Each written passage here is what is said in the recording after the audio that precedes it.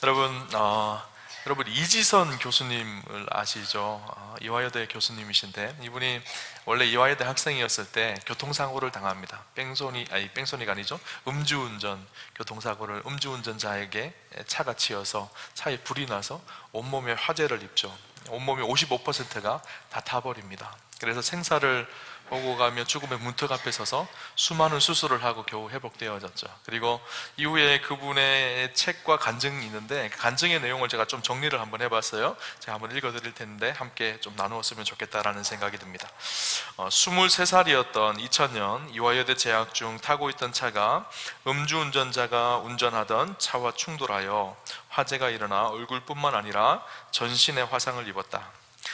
이틀에 한 번 옆에 있는 누워있는 사람들이 죽어나가는 것을 보고 사망의 음침한 골짜기에 있다는 두려움에 떨었다. 눈, 코, 입만 빼고 봉대에 쌓여 있었다. 무엇보다 고통스러운 것은 매일 아침 감염을 방지하기 위해 타버린 피부를 소독하는 것. 겉은 탔지만 속은 멀쩡하기에 어머니는 회복을 위해 억지로 밥을 먹였다. 밥 한 숟가락 한 숟가락이 기도였다. 당시 사진이 있더라고요. 그래서 사진 한번 잠깐 준비했는데 방송실 한번 띄워주면 좋겠네. 원래 저렇게 아름다운 여대생이었었어요. 그런데 온몸이 다 타서 얼굴이 일그러지고 온몸에 붕대를 감고 있는 모습이죠. 어머니를 위해 살아야겠다는 생각이 들었다. 마침내 2달 후 중환자실에서 나왔다. 얼굴의 피부가 상해서 7개월을 눈을 감지 못하고 지냈다. 하루에 마약과 같은 진통제 3대를 맞고 고통을 참아냈다. 마음이 죽어가고 있었지만 어머니는 감사의 제목을 찾자고 했다. 이제 내 발로 화장실로 가는 것, 문고리를 잡고 문을 열 수 있는 것, 숟가락을 잡고 밥을 먹을 수 있는 것 등 감사의 제목이 많았다. 그러자 진통제가 줄 수 없는 평화가 몰려왔다. 그리고 내일에 대한 기대가 생겼다. 이 시간 피부가 수축하여 손을 사용할 수 없었다. 내 손인데 내가 조절할 수가 없었다. 어느 날 오른손을 움직이자 다 같이 울었다. 피부가 당겨져 턱이 이상해지고 침을 흘리게 됐다. 밤의 유리창과 숟가락에 비친 나의 모습은 외계인 같았다. 23살의 여대생으로 살 수 없는 현실을 보고 이를 벗어나는 방법은 자살하거나 하나님을 만나는 방법밖에 없었다. 아무도 없는 교회에 가서 기도를 했다. 어떻게 살라고 하는지 대책을 달라고 하나님 앞에 기도했다. 다음날 너를 바로 내가 세우고 희망이 되게 하겠다는 하나님의 말씀을 들었다. 다음부터 나를 볼 수 있는 용기가 생겨 스스로 안녕 이지선 하고 인사를 하고 지냈다. 자주 보면 정이 드는 얼굴이다. 수술을 받고 엄지로 컴퓨터 타자를 칠 수가 있었다. 전과는 다른 마음 안에 평안함이 있었다. 그런 감사를 모아 2003년 책을 냈다. 그리고 이 작가라고 불리게 되었다. 이 시간 목피부 때문에 척추를 당기자 일본에 가서 수술을 받았다.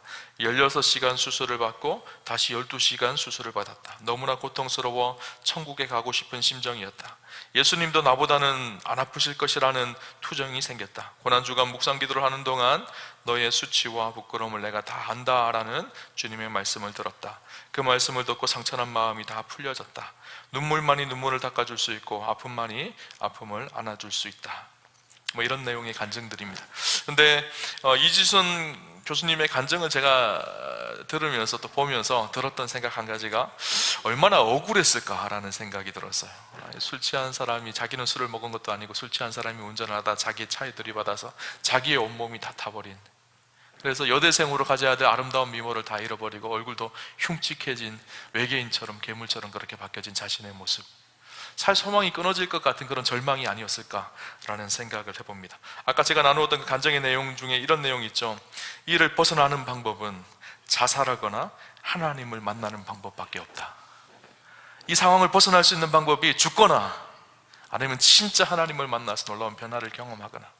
근데 이지선 교수님이 무엇을 택하죠? 하나님을 만나는 것을 택하죠. 그래서 감사하기 시작했고 기도하기 시작했고 인생의 새로운 소망을 발견하기 시작했던 것이죠. 저는 이런 일들이요 어떤 특별한 사람들에게만 일어나는 것이 아니라 사실 오늘을 살아가는 우리에게도 언제든지 일어날 수 있는 일이라는 생각을 해봅니다. 여러분은 그렇지 않은가요? 깊은 절망이 우리 인생 속에 찾아올 때가 없나요? 깊은 낙심이 우리 인생 속에 찾아올 때가 없나요? 너무너무 억울하고 원통한 상황이 우리의 상황 속에 찾아올 때가 너무너무 많지 않나요? 그럴 때 어떻게 해야 되나요? 우리 믿는 사람들에게 이런 일이 안 찾아오면 참 좋겠지만 우리 믿는 사람들에게도 이런 일이 찾아온다라는 거예요. 그럴 때 우리 믿는 사람들이 어떻게 살아가야 될까요? 오늘 본문을 보면서 함께 그 이야기를 나누려고 합니다. 오늘 우리가 읽었던 시편 57편 말씀은 다윗이 아주 절망스럽고 고통스럽고 너무너무 억울하고 원통한 상황 속에 있었던 그때 지었던 시편입니다. 시편 57편, 오늘 우리가 읽었던 시편에 표제어가 있는데요, 표제에 이렇게 기록합니다. 다윗의 믹담시, 영장으로 알다스핫에 맞춘 노래, 다윗이 사울을 피하여 굴에 있던 때라고 그렇게 기록을 하고 있죠. 먼저 다윗의 믹담시라고 표현하고 있는데, 이 믹담이라는 말이 정확한 의미를 우리가 다 알 수는 없습니다. 그러나 주로 보는 견해가 미크담이라는 이 단어인데, 이 단어는 히브리어의 카다프에서 왔습니다. 카다프라는 뜻이 무엇인가 하면 새기다, 조각하다라는 뜻인데, 아마 이 시를 철필로 새겨서 기록한 시였기 때문에 믹담시라고 그렇게 불렀던 것 같아요. 그리고 또 한 가지는 알드스핫에 맞춘 노래, 알드스핫이라는 의미는 당신은 멸하지 마소서라는 의미입니다. 무슨 말일까요? 지금 너무너무 힘들고 고통스럽고 어려운 상황 속에 있는데, 하나님 나를 멸하지 마소서, 나를 구원하소서, 구원의 염원이 담겨져 있는 노래라는 의미이죠. 그리고 지금 다윗이 어떤 상황 속에 이 노래를 부르는지를 이야기하고 있죠. 사울을 피해 동굴에 숨어 있을 때, 지금 다윗이요, 이 죽음의 문턱 앞에 서 있는 거예요.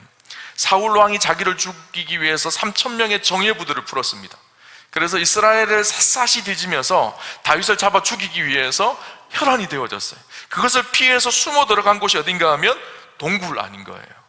동굴 안에서 지금 밖에는 사울의 병사들이 다윗을 죽이기 위해 쫓아다니는 그런 절대절명의 순간, 그런 순간에 불렀던 노래입니다. 이 다윗이 얼마나 힘들었는지 오늘 시편을 보면요, 4절에 이렇게 얘기합니다. 내 영혼이 사자들 가운데서 살며 내가 불사르는 자들 장에 누웠으니 곧 사람의 아들들 중에라.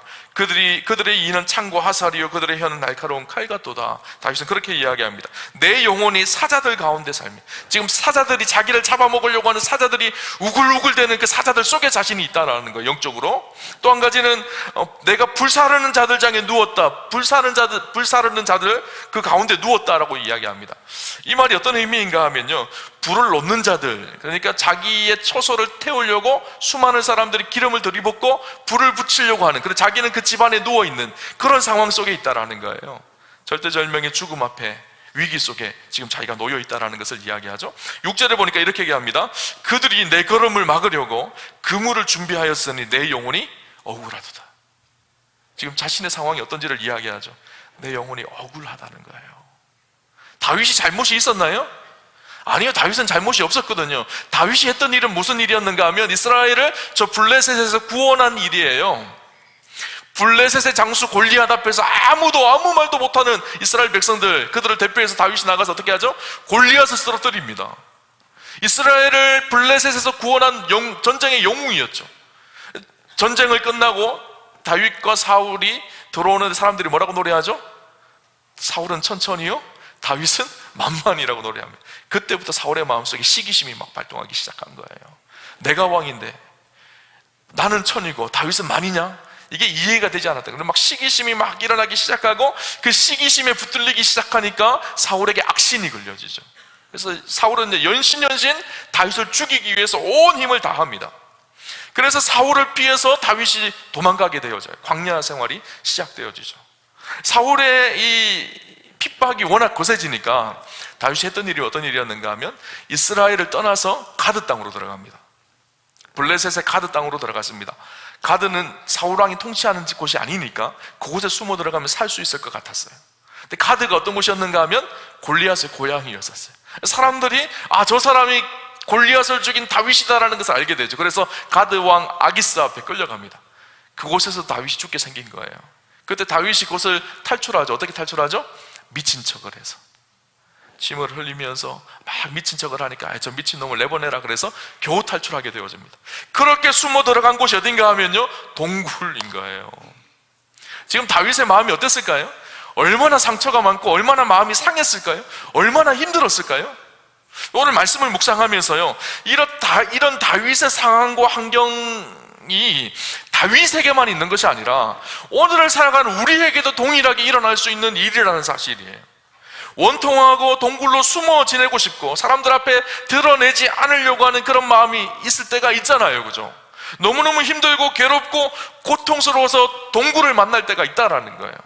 성경에 보면 다윗이 숨어들은 이 아둘람 동굴에 다윗과 같이 원통하고 고난을 당하고 힘든 사람들이 몰려오기 시작합니다. 사무엘상 22장 1절에서 2절에 보면 이렇게 이야기합니다. 그러므로 다윗이 그곳을 떠나 아둘람 굴로 도망하며 그의 형제와 아버지의 온 집이 듣고 그리로 내려가서 그에게 이르렀고 환난 당한 모든 자와 빚진 모든 자와 마음이 원통한 자가 다 그에게로 모였고 그는 그들의 우두머리가 되었는데 그와 함께한 자가 400명 가량이었더라. 다윗이 그렇게 원통한 상황 속에 있으니까 같이 원통하고 힘들고 고난당한 사람들이 막 몰려온 것 같아요. 그곳에 모인 사람이 400명이나 되어졌다라는 거예요. 여러분, 오늘 말씀을 묵상하면서 깨달은 것이 한 가지 무엇인가 하면 누구나 인생에 이런 뜻하지 않은 캄캄한 동굴을 만날 수 있다라는 거예요. 다윗만 그 이야기가 아니라 오늘 믿음으로 살아간다고 하지만 우리의 인생에도 이렇게 캄캄한 인생의 깊은 동굴을 만날 때가 있다라는 것이죠. 여러분, 우리가 흔히 그런 이야기 하죠. 내 인생은 막장이야. 이제 끝장이라는 거예요. 더 이상 갈 데도 없고 내 인생은 이제 너무너무 힘들고 캄캄한 어둠 속에 있을 때 흔히 하는 말이 내 인생의 막장이다, 그렇게 이야기하거든요. 그럼 막장이 뭔지 아세요? 탄광에, 석탄을 태는 탄광에 가장 끝, 더 이상 들어갈 데가 없는 그곳이 막장이거든요. 더 이상 파고 들어갈 수 없는 가장 깊고 캄캄한 그곳을 만났을 때 막장을 만났다 그래요. 그럼 우리 인생 속에도 때때로 막장을 만날 때가 있지 않나요? 피하고 싶고 숨고 싶고 더 이상 내 힘으로 문제를 해결할 수 없고 너무나 억울하고 원통한 상황 속에 만났을 때 인생의 막장을 만났다 그러거든요. 인생의 동굴을 만난 것이거든요. 여러분, 그런 인생의 막장을 만났을 때, 인생의 동굴을 만났을 때 우리가 어떻게 해야 될까요? 보통 사람들 같았으면 원망하고 불평하고 내 인생이 왜 이래, 이렇게 하소연하고 하나님 앞에 막 따지고 싶어요. 하나님, 내가 하나님 잘 믿었는데 왜 이런 일들이 생깁니까? 너무너무 억울하고 원통합니다. 이렇게 해야 되는 것이 정상이겠죠, 그죠? 오늘 다윗을 볼까요? 시편 57편 7절 말씀 우리 같이 한번 보겠습니다. 7절 같이 한번 보겠습니다. 같이 보겠습니다. 하나님이여, 내 마음이 확정되었고 내 마음이 확정되었사오니 내가 노래하고 내가 찬송하리이다. 뭐라고 지금 얘기하고 있나요? 하나님이여, 내 마음이 확정되고 확정되었사오니 내가 하나님을 노래하고 하나님을 찬송하겠습니다. 이런 고백을 하고 있어요. 이게 좀 말이 안 되는 고백 아닌가요? 아니, 내가 이스라엘을 하나님의 말씀 붙들고 저 골리앗을 쓰러뜨리고 이스라엘을 구원을 가져다 주었는데 하나님 이랬으면 칭찬을 받고 축하를 받고 축복을 받아야 되는데 이 동굴 속에서 이게 뭡니까? 이렇게 하소연하고 원망스럽고 불평하는 것이 정상적일 것인데 내가 오히려 하나님을 찬송하고 오히려 하나님을 찬양합니다. 이렇게 고백하고 있거든요. 동굴 속에서 찬양하고 있는 거예요. 성경에 보면요, 사실 이런 이야기가 많이 기록되어져 있습니다. 인생의 나라 끝에서 가장 고통스러운 순간, 가장 절망스러운 순간, 그때 하나님을 찬양하기 시작하는 거예요. 대표적인 이야기가 사도행전 16장이에요. 사도행전 16장에 보면요, 이 바울과 실라가 복음을 전하다가 빌립보 감옥에 갇히는 장면이 나옵니다. 성경이 이렇게 기록합니다. 사도행전 16장 22절부터 25절까지 말씀해 보면 무리가 일제히 일어나 고발하니 상관들이 옷을 찢어 벗기고 매로 치라 하여 많이 친 후에 옥에 가두고 간수에게 명하여 든든히 지키라 하니 그가 이러한 명령을 받아 그들을 깊은 옥에 가두고 그 발을 착고에 든든히 채웠더니 한밤중에 바울과 실라가 기도하고 하나님을 뭐 하였다고요? 찬송하며 죄수들이더라. 억울하게 감옥에 갇혔어요. 복음을 전하다가. 감옥에 갇혔으면 하나님, 이게 뭡니까? 내가 복음을 전하다가, 아니 감옥에 있는 것도 풀어주셔야 되는데 감옥에 갇히다니 이게 뭡니까? 이렇게 보통 반응하는 것이 정상 아닌가요? 왜 지금 바울이요, 왜 빌립보에서 복음을 전하려고 했는가, 복음을 전하다 감옥에 갇혔는가 하면요, 바울의 원래 계획은 에베소, 아시아에서 복음을 전하는 일이었었어요. 근데 성령께서 그것을 막으셨어요. 그리고 마게도냐 환상을 보여주셨어요. 너 에베소에서, 아시아에서 복음 전하지 말고 유럽으로 넘어와서 마게도냐에 와서 복음을 전해라, 그렇게 말씀하셨어요. 그 환상을 따라 바울은 순종했거든요. 하나님의 말씀에 따라서 순종해서 마게도냐 첫 성에 들어간 곳이 빌립보라는 곳이에요. 아니, 하나님의 말씀대로 순종해서 왔으면 어떻게 될까요? 막 복음 전하면 수천 명이 변화되어지고 교회가 세워지고 막 이런 일이 일어나야 되잖아요. 근데 억울하게 감옥에 갇혀요. 하나님 앞에 막 따지고 싶었을 것 같아요, 저 같았으면. 그런데 바울이 어떻게 하죠? 바울과 실라가 하나님 앞에 찬송하였다라는 거예요. 캄캄한 지하 감옥, 그곳에서 오히려 하나님을 찬송하기 시작합니다. 여러분, 다윗은 또 바울은 동굴에서, 감옥에서 어떻게 하나님을 찬양할 수가 있었을까요? 오늘 본문을 통해서 몇 가지를 나누면, 첫 번째는 우리가 알아야 될 사실이 무엇인가 하면, 위대하신 하나님이 나의 하나님됨을 고백할 때가 바로 동굴이라는 사실을 기억하셔야 돼요. 동굴에서 우리가 무엇을 해야 될까요? 하나님을 기억하는 거예요. 고난의 현장 속에서, 억울함의 현장 속에서, 분통함의 현장 속에서 하나님을 생각해야 돼요. 그래서 오늘 본문 2절을 볼까요? 2절을 이렇게 얘기합니다. 내가 지존하신 하나님께 부르짖으며 곧 나를 위하여 모든 것을 이루시는 하나님께로다. 다윗은요, 하나님이 누구신지를 잘 알았어요. 하나님이 어떤 하나님이라고요? 지존하신 하나님, 그렇게 이야기하고 있죠. 이 지존하신 하나님이라는 뜻은요, 이 히브리어로 엘로힘 엘로욘이라는 단어로 기록되어져 있는데, 엘로욘, 지존하신이라는 뜻은요, 창조주로서 인간을 비롯한 온 우주의 모든 것들을 지배하고 다스리시는 왕이신 하나님이라는 고백이에요. 하나님 천지를 창조하셨고 온 세상 역사를 이끄시고 다스리시는 만왕의 왕이신 하나님, 이 고백이 지존하신 왕이라는 뜻, 지존하신 하나님이라는 뜻이죠. 다윗은 하나님을 어떻게 고백하는가 하면 온 세상의 통치자, 만왕의 왕 되신 하나님이라고 그렇게 고백을 하고 있는 거예요. 지금 다윗을 핍박하는 사람이 누구죠? 사울 왕이거든요. 당시 고대 근동은요, 왕이 힘을 가지고 있었죠. 왕이 원하는 대로 모든 것을 할 수가 있었습니다. 한 사람의 생명이 왕의 손에 달려져 있었던 거예요. 다윗이 뭐라고 고백하는가 하면, 사울 왕이 있지만 진짜 지존하신 분, 진짜 위대하신 왕이 계시는데 그 왕이 하나님이시라는 것을 고백하고 있는 거예요. 다윗은 이것을 절대 놓지 않았습니다. 다윗이 왕이 되었을 때도 그가 겸손할 수 있었던 이유가 있어요. 무엇일까요? 내가 왕이지만, 이스라엘 다스리는 왕이지만 진짜 왕이 계신다라는 거예요. 온 세상의 통치자이신 지존하신 하나님이 계신다라는 사실이었었어요. 다윗은요, 하나님이 어떤 분이신지를 알았던 거예요. 엘로힘 엘로욘, 엘로힘은 하나님, 전능하신 하나님이라는 뜻이거든요. 그분이 지존하신 분, 만왕의 왕이시라는 사실을 알고 있죠.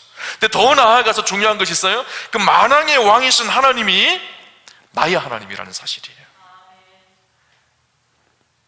온 세상을 통치하시고 다스리시는 그 하나님이 나에게 간섭하시고 나와 함께 하시는 나의 아버지 하나님이라는 사실이죠. 그래서 2절에 뭐라고 얘기하는가 하면, 내가 지존하신 하나님께 부르짖으며 곧 나를 위하여 모든 것을 이루시는 하나님께로다. 하나님 어떤 분이라고요? 나를 위해서 모든 것을 이루시는 하나님이라는 거예요. 다윗은요, 이 사실이 확실했던 것 같아요. 온 세상을 통치하시고 다스리시는 그 하나님이 나의 하나님이십니다. 어깨가 어쓱어쓱해지지 않나요? 막 이렇게 마음이 주눅들다가도 그 하나님을 생각하고 그 하나님이 나의 아버지라는 사실을 생각하면요, 어깨에 힘이 들어가지 않나요?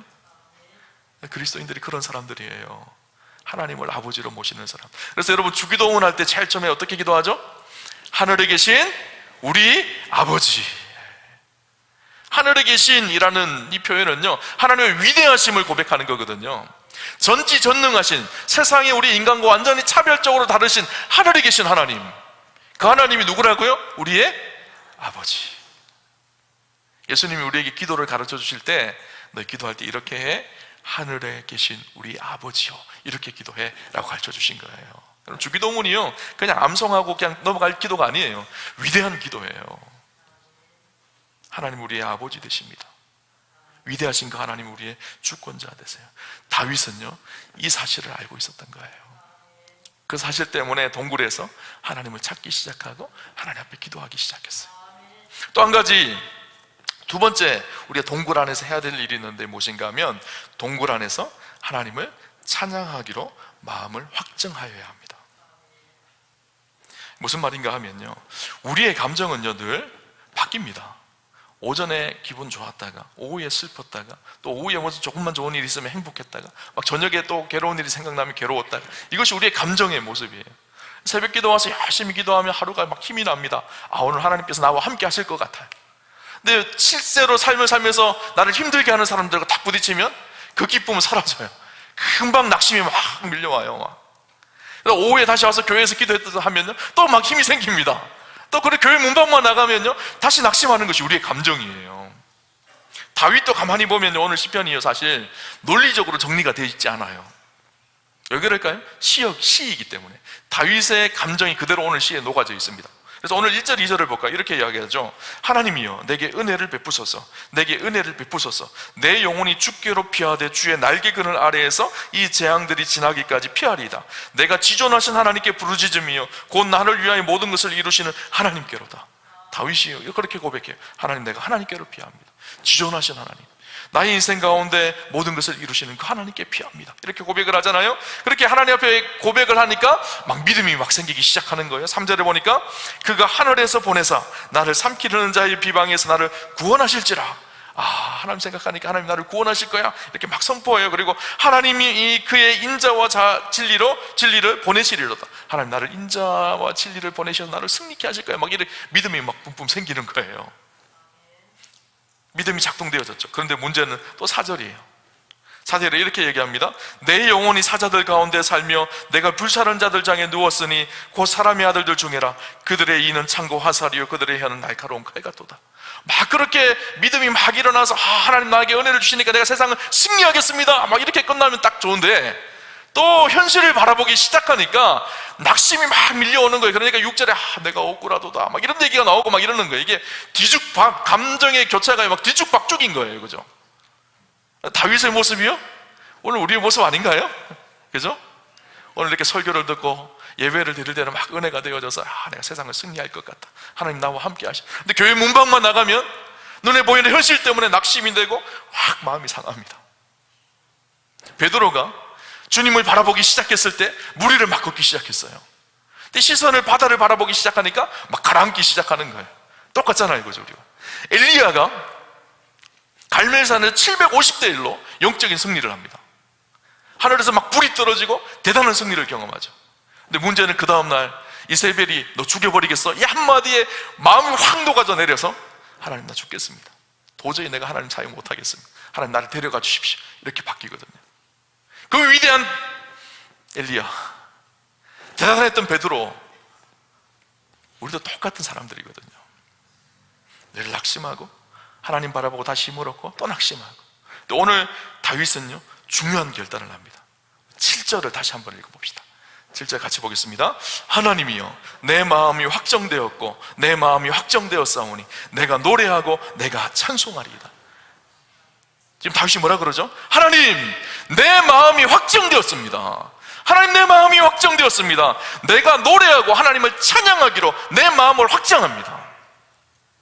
감정에 따라서 상황에 따라서 이렇게 쓸려가고 저렇게 쓸려가는 것이 아니라 내 마음을 정합니다. 하나님만 찬양하고 하나님 앞에 기도하며 하나님만 붙들기를 정합니다. 여러분 마음이 참 중요합니다. 마음이 무너지면 다 무너져요. 잠언 4장 23절 우리가 잘 아는 말씀 있죠. 무릇 지킬 만한 것보다 더욱 내 마음을 지키라. 생명의 근원이 이에서 남이라. 여러분 우리의 마음이 중요하죠. 다윗은요 선포합니다. 하나님 내 마음을 지킵니다. 내가 하나님을 오히려 찬양합니다. 하나님 찬송합니다. 동굴에서 하나님을 향한 찬양이 울려 퍼지기 시작한 거예요. 여러분 원통함이 있습니까? 어려움이 있습니까? 억울함이 있습니까? 고난의 현장 속에서 눈물을 흘리는 순간들이 있습니까? 그 순간이 하나님을 찬양하고 하나님을 향하여야 되는 시간이에요. 내 마음을 확정하는 거예요. 하나님 내 마음을 확정합니다. 하나님을 찬양하기로, 상황과 환경에 휘둘리는 것이 아니라 하나님을 찬양하고 하나님을 바라보기로 확정합니다. 여러분 우리의 믿음의 선배들이요 60년대 70년대 힘든 한국의 어려운 시대를 보냈잖아요. 그분들이 그 어려움과 힘든 시대를 통과할 수 있었던 것은 무엇일까요? 하나님 앞에 기도하고 하나님을 찬양하기로 마음을 확정했기 때문이에요. 그래서 우리의 어른들을 보면 힘들고 어려울 때마다 그분들이 한 일이 무엇이었는가 하면 교회에 와서 늘 철야하고 늘 기도하고 늘 찬양하는 일이었었어요. 주님을 바라보는 일이었거든요. 자, 신방을 가면 우리 어른들이 가장 좋아하는 찬송 한 곡이 있어요. 찬송 몇 곡 베스트가 있어요. 그 중에 한 곡 빠지지 않는 찬양이 있는데 찬송가 370장이에요. 주 안에 있는 나에게 딴 근심이 있으랴 십자가 밑에 나아가 내 짐을 풀었네. 주님을 찬송하면서 할렐루야 내 앞길 멀고 험해도 나 주님만 따라가리. 이 찬양이 왜 감동이 되는가 하면요, 삶이 담겨져 있어서 그래요. 후렴 가사에 주님을 찬송하면서 할렐루야 할렐루야 내 앞길 멀고 험해도 나 주님만 따라가리, 내 마음을 확증하는 거예요. 상황과 환경이 어렵더라도 나는 주님만 따라가겠습니다 확증하는 거예요. 2절 가사가 기가 막힙니다. 우리 2절 같이 한번 불러볼까요? 그 두려움이 변하여 내 기도 되었고 전날의 한숨 변하 내 노래 되었네, 내 노래 되었네. 주님을 찬송하면서 할렐루야 할렐루야 내 앞길 멀고 험해도 나 주님만 따라가리. 그 두려움이 변하여 기도가 되었고 전날의 한숨이 변하여 내 노래가 되었네. 오늘 다윗의 이 고백 아닌가요? 원통하고 힘든 그 고백이 바뀌어서 하나님을 찬양하는, 하나님 앞에 노래하는 고백으로 바뀌어졌어요. 그리고 나 주님만 따라가리 마음을 정하는 기도가 되어진 것이죠. 여러분, 위기가 있습니까? 어려움이 있습니까? 여러분, 마음을 정하셔야 돼요. 확정하셔야 돼요. 주님을 바라보기로 확정하셔야 합니다. 그렇게 주님을 찬양하고 주님을 노래하기 시작하니까 무엇이 임했을까요? 소망이 보여지기 시작했습니다, 다윗이. 그래서 오늘 세 번째 우리가 동굴에서 봐야 될 것은요, 이제는 함께 하실 주님을 신뢰하며 내일의 소망을 바라보아야 합니다. 오늘 8절 말씀 볼까요? 내 영혼아 깰지어다 비파야 수금아 깰지어다 내가 새벽을 깨우리로다. 우리 이 말씀 묵상할 때 주로 어떻게 묵상하는가 하면, 새벽을 깨우라 그랬으니까 새벽 기도 열심히 해야지, 이렇게 묵상을 하는. 사실 이 말씀은요, 새벽 기도 하라는 이야기가 아니에요. 무슨 말일까요? 여러분, 낙심이 밀려오고 어려움이 밀려오고 억울하고 원통하면요, 오늘 자다가 그냥 내 인생이 여기서 끝났으면 좋겠다, 이렇게 되거든요. 내일이 안 왔으면 좋겠어요.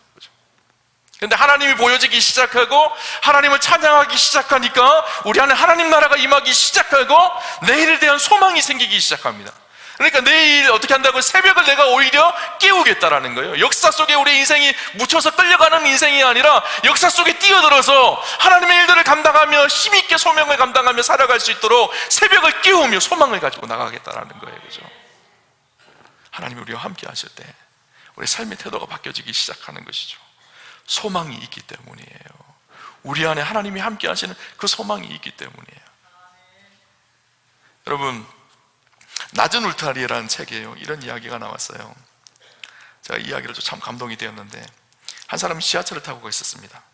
지하철에 자리가 제법 많아서 널널하게 앉았는데 심도림 쪽에서 어떤 남자가 큰 가방을 들고 탔습니다. 왠지 분위기가 심상치 않았는데 그 남자는 헛기침을 몇 번 하더니 손잡이를 양손에 쥐고 가방을 내려놓고는 이야기하기 시작합니다. 뭐죠? 여러분, 지하철에 탔는데 큰 가방을 들고 타서 손잡이를 딱 놓고 손잡이를 잡고 말하기 시작하더라는 거예요. 자, 여러분 안녕하십니까? 제가 이렇게 여러분에게 나선 이유는 가시는 걸음에 좋은 물건 하나 소개해 드리려고 합니다. 물건 보여드리겠습니다 하면서 쫙 꺼냈습니다. 자, 플라스틱 머리에 솔이 달려 있습니다. 이게 무엇일까요? 맞습니다. 칫솔입니다. 이걸 뭐 하려고 제가 가지고 나왔을까요? 팔려고 나왔습니다. 한 개에 200원씩 5개가 묶여져 있습니다. 얼마일까요? 네, 맞습니다. 1,000원입니다. 주머니에서 흘러도 모를 이황선생 한 장이면 이 5개를 살 수가 있습니다. 뒷면 돌려보겠습니다.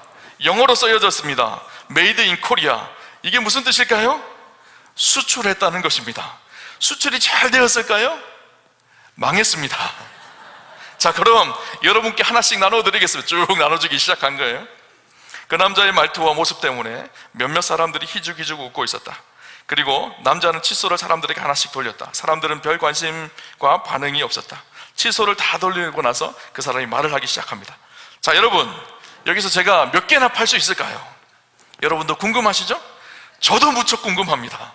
잠시 후에 알려드리겠습니다.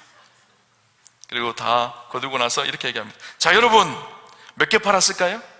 칫솔 4개 팔았습니다. 얼마를 벌었을까요? 4,000원 벌었습니다. 제가 실망했을까요? 안 했을까요? 실망했습니다. 그렇다고 제가 여기서 포기할까요? 다음 칸 갑니다 하고 가방을 끌고 다음 칸으로 가더라는 거예요. 남아있는 사람들이 막 요절복통하고 웃고 난리가 났다는 거예요. 그러면서 그 책에 이렇게 기록합니다. 어떤 상황 속에서도 우리는 실망하지 않고 희망을 가져야겠습니다. 우리에게도 다음 칸이 있기 때문이죠.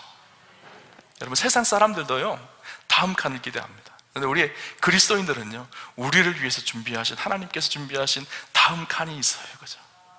그 하나님과 믿음의 걸음을 걷기 시작하면 하나님께서 이루실 승리의 역사가 있는 거예요. 여러분, 세상 바라보며 너무 낙담하지 않으셨으면 좋겠어요. 너무 낙심하지 않으셨으면 좋겠어요. 살아계신 하나님이 우리와 함께 하십니다. 그 고난의 동굴 속에서 여러분, 하나님을 찬양하십시오. 하나님을 바라보십시오. 그 하나님이 우리를 승리의 길로 인도하실 것입니다.